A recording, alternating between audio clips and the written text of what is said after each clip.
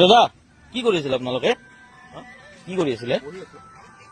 বহি আছিলে? অলপ আগতে মদৰ বটল এটা দলিয়াই দিয়া দেখা পালো।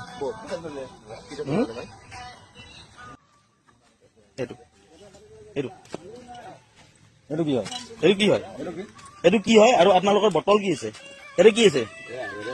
হা?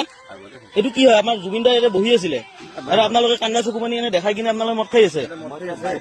জুবিন দাৰ ইয়াতে আপুনি অসন্মান কৰি আছে ন?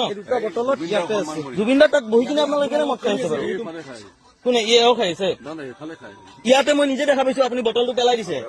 এতিয়াও আছে আপোনাৰ অলপ অলপ মদ ফকাচ কৰি এইবিলাক নজনকি আপুনি ঘৰত কৰি থাকিব হা। প্ৰথম কথা হৈছে এইটো এটা কথা, ইয়াতে পুলিচ মাতি আপোনাক লৈ যাব লাগিব এইটো এতিয়াও আছে মদ।